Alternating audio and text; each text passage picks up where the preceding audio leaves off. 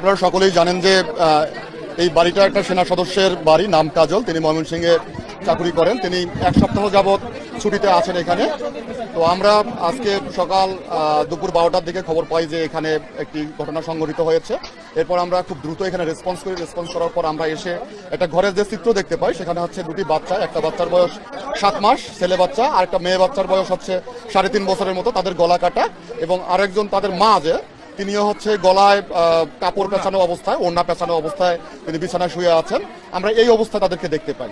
এখন এই হত্যাকাণ্ড কিভাবে সংঘটিত হয়েছে, কিভাবে হয়েছে, এটা আমরা একদম ভালোভাবে তদন্ত শেষে বলতে পারবো। আপাতত আমরা এতটুকু বুঝতে পারছি যে এখানে একটা বাচ্চা, দুটো বাচ্চার হত্যা হয়েছে এবং স্বাভাবিক দৃষ্টিতে মনে হচ্ছে যে তাদের মা, সেটা হচ্ছে একটা আত্মহত্যার ঘটনাও এখানে আছে স্বাভাবিক দৃষ্টিতে। তবে সবকিছু আমরা ক্লিয়ারলি বলতে পারবো মেডিকেল রিপোর্টের পর। আমরা ময়নাতদন্ত রিপোর্ট আমাদের হাতে আসলে আমরা খুব সঠিকভাবে বলতে পারবো যে এখানে হত্যাকাণ্ডটি কিভাবে সংঘটিত হয়েছে এবং আমাদের তদন্ত সাপেক্ষেও আমরা বলতে পারবো। আমাদেরকে একটু সময় দিতে হবে, আমরা সময় নিয়ে এই জিনিসগুলো আপনাদের কাছে সময় মতো পৌঁছে দিতে পারবো।